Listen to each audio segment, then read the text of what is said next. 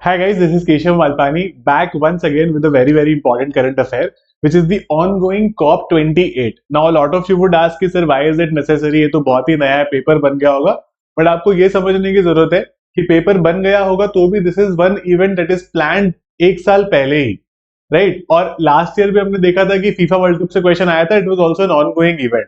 So it is one of the most important events in the, you could से कह सकते हो कि इंटरनेशनल फोरा जिसको बोल सकते हैं. बहुत एक इंपॉर्टेंट ग्लोबल इवेंट होता है, जैसे हमने G20 G7 वगैरह प्रॉपरली किए. This also becomes a very important topic. So I explain this topic in detail. जितना भी हमको फैक्चुअल एनालिसिस का चाहिए वो मैं इस सेशन में डिस्कस करूंगा, ठीक है? This is going to be my last current affair session for CLAT 2024. So thank you so much for being a part of this entire festival and we are gonna make sure कि हम लोग उसको properly अच्छे से खत्म कर दें, which is the last session again. So हाल ही में अभी फिलहाल दुबई में, ठीक है, United Arab Emirates is hosting COP28 climate conference. COP28 का फुल फॉर्म होता है conference of parties, right? Parties यहाँ पर सारी कंट्रीज हैं. तो conference of parties 28 is being hosted by UAE in Dubai. 30th November it started, ठीक है, and it will go on till 12th of December. तो काफी दिनों तक चलेगा, फॉर रफली स्पीकिंग 2 weeks. एंड अभी तो ऑब्वियसली हमारा क्लैट तो या एलिट तो पहले ही हो जाएगा, but still it's important for us, ठीक है? तो it's a meeting where government will discuss how to limit and prepare for climate change का problem. So we all know everything, every meeting that happens discuss about climate change. This particular meeting is specifically for climate change. यहाँ पर majorly discussion यही होते हैं कि what do we do about climate change, how do we work it out. काफी सारी corp बहुत ज्यादा बड़े ब्रेक थ्रूज भी लेकर आई है, where we have made certain targets, we discussed a lot of things. हमने कुछ बाइंडिंग एग्रीमेंट्स भी निकाले. I'll discuss all of that in this session for your clarity as well. Okay? तो अभी जो COP28 है उसके प्रेसिडेंट है सुल्तान अल जबर. Who is सुल्तान अल जबर? कौन है ये आदमी?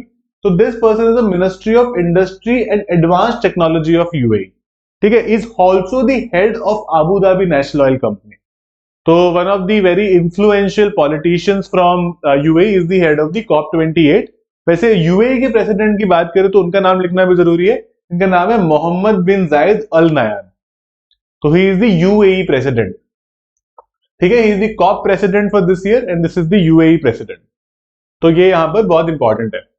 नाउ यहां पर जो जनरली COP में 199 कंट्रीज की representatives participate and there are search parties to the UNFCCC. UNFCCC United Nation Framework Convention on climate Change. इसके बारे में मैं आगे जाकर और डिटेल में डिस्कस करूंगा. इसकी कौन सी पार्टीज है इसको भी मैं आपको नाम बताऊंगा, है ना? अभी सिर्फ आप बेसिक चीजें लिख सकते हो.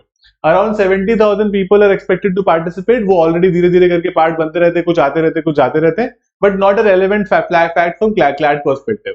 हम लोगों के लिए नाम इंपॉर्टेंट है. तो अब देखो नाम आ गए हैं. Pope Francis was supposed to attend it. ऐसे माना जा रहा था कि वो आएंगे, बट उनको इन्फ्लुएंजा हो गया and that is why is not coming, so he was not well, didn't come. Now king Charles and UK के prime minister Rishi Sunak are there and they have certain plans to speak on climate issue. तो Prince Charles भी आए हैं as well as king Charles भी आए हैं and उनको Prince बोलने की आदत है. Queen Elizabeth was the queen for 70 years. वो हमेशा प्रिंस ही रहे थे, now has become the king, ठीक है? तो किंग चार्ल्स एंड UK के prime minister Rishi Sunak is also a part of this. US president Biden who came in 27, मतलब COP27 जो लास्ट ईयर हुआ था इजिप्ट में, उसमें आए थे, but this year he also did not attend. तो Biden is also not a part of this COP. Now उनकी जगह पर Kamala Harris, who is the vice president, उनके secretary of the state Antony Blinken, as well as the US climate envoy. उनके पास एक अलग climate envoy है, John Kerry. These are the 3 people who are leading US का delegation. तो president नहीं है, US की तरफ से ये 3 लोग आए हैं. वहीं पे शी जिनपिंग एज G20 में भी वो पार्ट नहीं थे. He is not a part of this. He is like in सब चीजों में हमें नहीं मानते. और ये शर्म की बात है. चाइना US के मेन रिप्रेजेंटेटिव का ना आना बहुत शर्म की बात है, because China, US and India, these are the 3 countries जो दुनिया में सबसे ज्यादा ग्रीन हाउस गैसेज एमिट करती है. कार्बन डाइऑक्साइड और मीथेन सबसे ज्यादा हम लोग एमिट करते हैं, राइट? लेकिन Indian prime minister is there, तो हम लोग तो गए, right? Indian prime minister is already there. तो China, US and India are the world's top 3 emitters of जो प्लैनेट वार्मिंग गैसेज होती है ना, methane and carbon dioxide particularly, उसको हम सबसे ज्यादा रिलीज करते हैं. इंडिया और चाइना में तो पॉपुलेशन भी तो ज्यादा है कि इट्स वेरी नेचुरल. तो this is in chronological order. सबसे ज्यादा China, then US, then India. ठीक है, पर कैपिटा कम है चाइना और इंडिया में, मतलब पर पर्सन के हिसाब से, क्योंकि हम लोग इतने सारे हैं, but still like it's a lot. अब our prime minister, this is the third visit to COP, उनके तीसरी बार वो गए, वो थर्ड टाइम गए, वो पेरिस में गए थे 2015 में, और पहली बार our prime minister went, this is one of the most important COPs, the Paris agreement जो उसमें हुआ था, मैं आपको पेरिस अग्रीमेंट के बारे में बताऊंगा आगे जाके। देन ग्लासगो में जब कॉप 26 हुआ था, तब भी हमारे प्राइम मिनिस्टर गए थे, राइट, और उन्होंने इस बार होस्ट करने के लिए प्रपोजल दिया है कि 2028 में when COP 33 happens, India would like to host it. तो our prime minister has given this proposal, let's see वो आगे पास होता है नहीं होता, बट दिस इज इंपॉर्टेंट, है ना, from our perspective this is quite important, तो प्लीज इसको लिख लेना। अब मीटिंग्स की अगर हम बात करें तो जनरली ये जो पूरा सिस्टम होता है ना कॉप में, ये 3 पार्ट्स में डिवाइडेड होता है, मतलब there are 3 different aspects of it. One is the convention of COP which is like the supreme body, सबसे बड़ी बॉडी वो होती है, और फिर 2 बॉडीज होती है जो उनके 2 मेजर प्रोटोकॉल्स पे या 2 मेजर कन्वेंशंस पे बनी हुई है। First is the Paris agreement पर, जो 2015 में हुआ था, इसके बारे में मैं समझाऊंगा, और दूसरी है क्योटो प्रोटोकॉल पर, ठीक है, ये जगह के नाम पर होती है, जहां भी डिसाइड किया जाता है उस जगह के नाम पे रख देते हैं, तो Kyoto is in Japan, Paris is France, right. तो in these bodies delegates of all the member states discuss and decide on a variety of issues related to climate change, बहुत सारी बातें अलग अलग पॉइंट ऑफ टाइम पर करते हैं। They also discuss कि अच्छा लास्ट टाइम हमने कुछ टारगेट सेट किए थे, तो वो टारगेट्स कहां तक पहुंचे, कुछ शॉर्ट टर्म टारगेट्स होते हैं, सम टारगेट्स आर लॉन्ग टर्म, मान लो 5 साल पहले रखे थे कि 5 साल बाद विल रिविजिट, तो हो सकता है इस वाले में वो रिविजिट करें। So these kinds of thing, these kinds of discussions happen, that is why it takes multiple days. It also you could say set a certain targets. देखो एक ये भी बहुत इंपॉर्टेंट बात है, आई थिंक सबको समझ में आता है कि देयर आर सर्टेन कंट्रीज जिसको हम सो कॉल्ड डेवलप्ड कंट्रीज बोलते हैं। Why are they developed? Because they industrialized before us. Europe की बात करें, यूएस की बात करें, वो में इंडस्ट्रियलाइजेशन बहुत भारी उन्होंने 1800 से 1700 से शुरू कर दिया था। इंडिया में तो काफी लेट आया, हम लोग तो चलो ब्रिटिशर्स ने कुछ लगाया था, बट उसके सामान तो वही लूट गए पूरा। तो हम लोगों ने इंडस्ट्रियलाइजेशन देखा है पिछले 20-30 सालों में मेजरली, है ना, और अब धीरे धीरे हम बढ़ रहे हैं आगे उस तरफ, राइट। तो यहाँ पर प्रॉब्लम क्या हुआ है कि अगर क्लाइमेट चेंज का इशू है, पोल्यूशन का इशू है, तो वो हमने नहीं फैलाया है, वो फैलाया है जिन्होंने पहले इंडस्ट्रियलाइजेशन कर लिया था। तो it becomes their responsibility to make sure कि वो सबसे ज्यादा पैसे खर्च करें उस क्लाइमेट चेंज को इंश्योर, मतलब क्लाइमेट चेंज को खत्म करने में, इतना चेंज ना हो, है ना, to mitigate that damage that is been created, so they need to pay more. तो ऐसी बात चलती है हर बार, that developed countries shall pay more. उसके मैं आपको थोड़ी फिगर्स भी दिखाऊंगा यहाँ पे, तो उन्होंने कुछ किया भी है ऐसा, ठीक है। तो मैंने आपको बताया था कि 199 के आसपास कंट्रीज के डेलीगेट्स थे, और यूएनएफसीसीसी की 2 पार्टीज हैं, है ना, उसकी 2 बॉडीज हैं, उसके भी यू कुड से वो 2 बॉडीज, उसके नाम है SBI which is subsidiary body for implementation, and we have the SBSTA which is subsidiary body for scientific and technological advice. तो कॉप का जैसे मीटिंग है ना, इसका पैरेलल इनकी 2 की अलग अलग मीटिंग्स भी होती हैं, इन 2 बॉडीज की अलग अलग मीटिंग्स भी की जाती है उसमें कॉप के साथ साथ, राइट। तो यहां पर जैसे मैं आपको यहाँ पे दिखा सकता हूँ, they will convene separately for SBI 59 and SBSTA 59, मतलब इनकी मीटिंग 59th मीटिंग होगी, तो that is how they will also convene, वो भी अपनी मीटिंग यहाँ पर ऐसे करेंगे। तो ये जो 2 बॉडी है कोई डिसीजन पास नहीं करती, they don't pass any decision themselves, but provide the technical information as well as the advice to COP. तो बाकी सारे जो कॉप और उसके आसपास की जो छोटी मोटी बॉडीज है ना, जो अलग अलग उसमें चलती है, तो COP is the convention, this applies to the Kyoto Protocol and this one applies to the Paris Agreement। तो इस तरह से ये चलता है ना, अपनी अपनी सबकी बॉडीज है, राइट। नाउ जोन्स की बात करते हैं, 2 जोन्स में डिवाइड होता है ये। एक होता है ब्लू जोन। ब्लू जोन क्या होता है? जहां पर सारे official sessions, meeting, side events, press conference, ये सब चीजें होती है, that is called the blue zone, ठीक है। तो फॉर्मल कॉन्फ्रेंस और नेगोशिएशन जो होते हैं, that is managed by United nation climate change, UN climate change manages it, और वो पूरा ब्लू जोन में किया जाता है। जो भी डिस्कशंस, मीटिंग्स और वो सब हो रहा है, all of that is happening in the blue zone. तो आप इसको लिख सकते हो, है ना। अब ये बहुत इंपॉर्टेंट है कि ब्लू जोन में कौन कौन रह सकता है।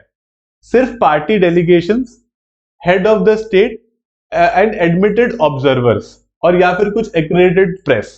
प्रेस तो आती है, तो मतलब जिनको लाइसेंस दिया गया वही प्रेस, हर कोई नहीं। और ये 3 कुछ ऑब्जर्वर होते हैं जो देखने आते हैं, डिस्कस करने आते हैं, बट वो डिसीजन मेकिंग पावर नहीं है। Head of the state is like any prime minister or president, right? Next zone is the green zone. अब green zone क्या होता है? तो it is a platform to showcase solutions and pathways from global community and civil society. तो करता क्या है ये? What does it do? ये यूथ रिप्रेजेंटेटिव, आर्टिस्ट, बिजनेसेस, तो देखो एक तो वो लोग हैं जो अपनी कंट्री को रिप्रेजेंट कर रहे हैं, वो तो चले गए सारे ब्लू जोन में। कुछ ऐसे लोग हैं जो अपने इनोवेटिव तरीके से, अपने यू कुड से आइडियाज से बता रहे हैं कि हम लोग किस तरह से डिफरेंस क्रिएट कर सकते हैं as the world, as a global village. तो ये सारी बातें यहाँ पे डिस्कस की जाती है ना। तो कॉप्स 28 होस्ट कंट्रीज को पूरी तरह से मैनेज कर रही है ये सारे जो लोग हैं, ठीक है। This is very important, this is green zone. तो दो जोन है, blue zone and green zone. Now current outcome की अगर हम बात करें तो we will particularly focus on India, what we have done. तो we launch something called lead IT 2.0। अब क्यों किया ये, what does it do? It focuses on co development and transfer of low carbon technology, ठीक है। लो carbon technology का transfer करेंगे, साथ में मिलकर इसको बनाएंगे, and financial assistance will also be given to the emerging economies.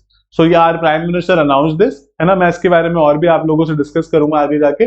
This is quite relevant, ये लिख सकते हो आप लोग, ठीक है। Also we have set target to bring emission intensity down by 45% as a country. तो there is something called nationally determined contribution, NDC.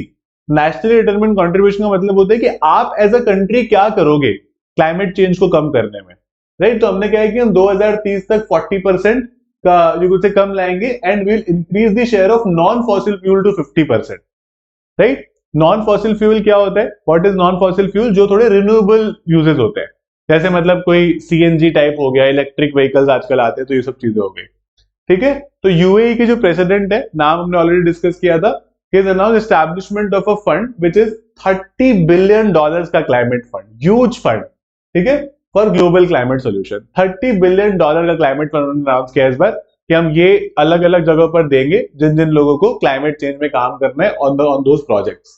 Now what is a loss and damage fund? ये काफी इंटरेस्टिंग है, इसकी last corp में भी discussion हुआ था, वहां पर इसको लाया गया था। सो ओपनिंग डे पर एक ऑफिशियल अनाउंसमेंट हुई जहां पर वो बोल रहे हैं कि हम लोग लॉन्च कर रहे हैं इसको इस बार, लॉस एंड डैमेज फंड। इसकी डिस्कशन लास्ट वाले उसमें भी हुई थी, जो कॉप 27 हुआ था ना, उसमें भी हुई थी, राइट। तो fund aims to assist the vulnerable countries in coping with impact of climate change. मैंने आपको बताया ना, countries, all the countries do not have the money, भाई उनके पास खाने के पैसे नहीं है, वो क्लाइमेट चेंज पर कैसे खर्च करेंगे? तो इसीलिए these big countries have, you could say, a responsibility to provide money to those countries to combat climate change, right? So the initial funding of the loss is going to be $475 million, a lot of money again, ठीक है। This is going to be there, ये estimated funding है, but this is what they have actually released, कितना funding रहेगा। and UAE ने जिसमें से 100 million pledge करा है, यूरोपियन यूनियन ने 275, 17.5 यूएस ने, एंड जापान ने $10 million। तो ये बड़े बड़े कॉन्ट्रीब्यूशन है, दीज आर बिग कॉन्ट्रीब्यूशन, जो चार बड़े सबसे मेजर कॉन्ट्रीब्यूशन है। और भी कई सारे होंगे, but these ones are relevant, right. उसके अलावा the loss and damage fund was first announced last year, as I told you. तो लास्ट ईयर कॉप 27 कहां हुआ था? Sharm El Sheikh in Egypt. Last year Egypt में हुआ था, इस साल दुबई में। Now I have a question for you, you can mention that in the comments. Tell me कौन से जगह पर कॉप 29 होगा अगले साल, ठीक है। That could be a question जो आपसे क्लैट पूछ सकता है, राइट। तो रिसर्च क्या बताती है? That 55 vulnerable countries have suffered 525 billion combined climate crisis in the last 20 years.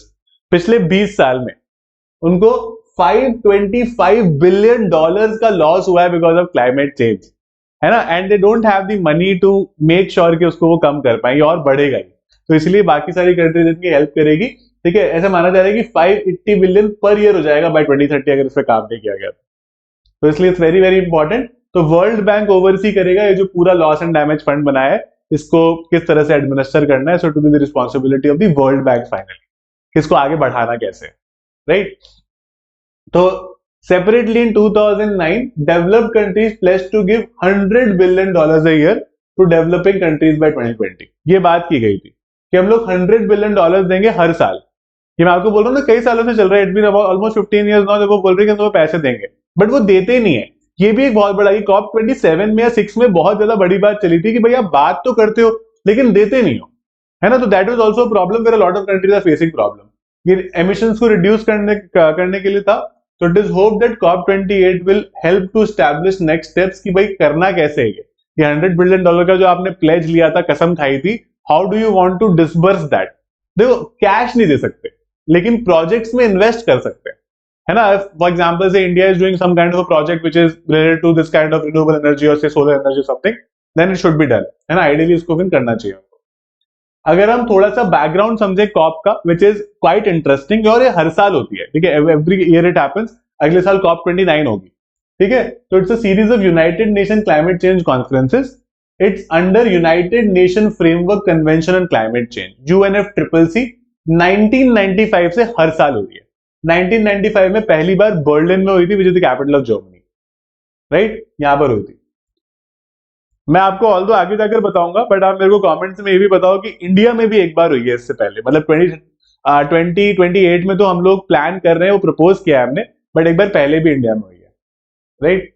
तो the corp meets in Bonn, which is the seat of the secretariat, ठीक है. बॉन इज अ प्लेस जो कि सेक्रेटेरिएट है, unless a party offers to host the session.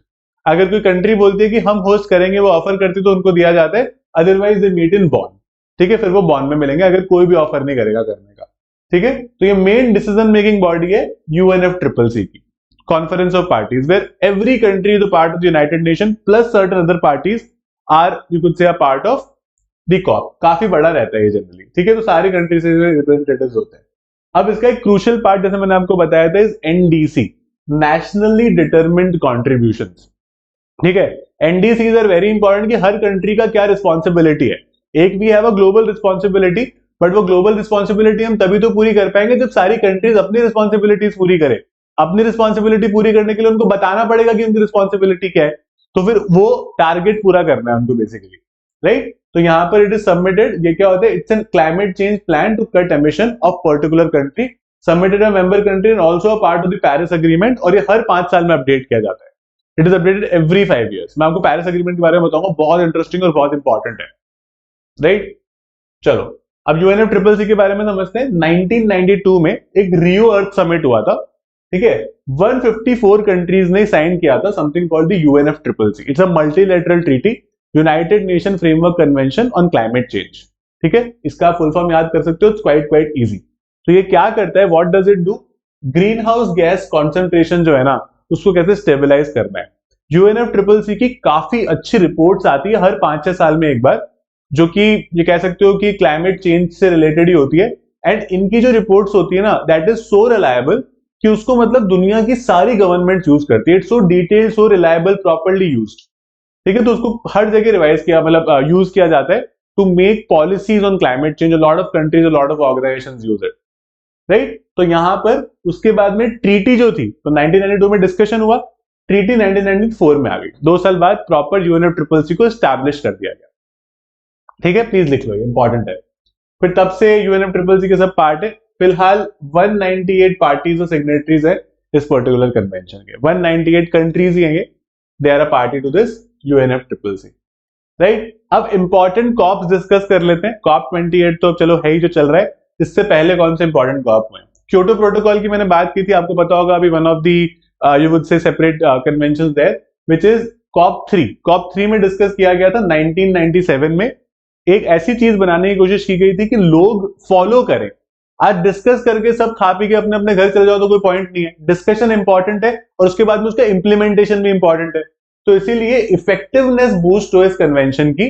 The Kyoto protocol was adopted in 97, ठीक है. COP3 में adopt किया था, जो जापान में हुआ था, जापानीज सिटी ऑफ क्योटो में.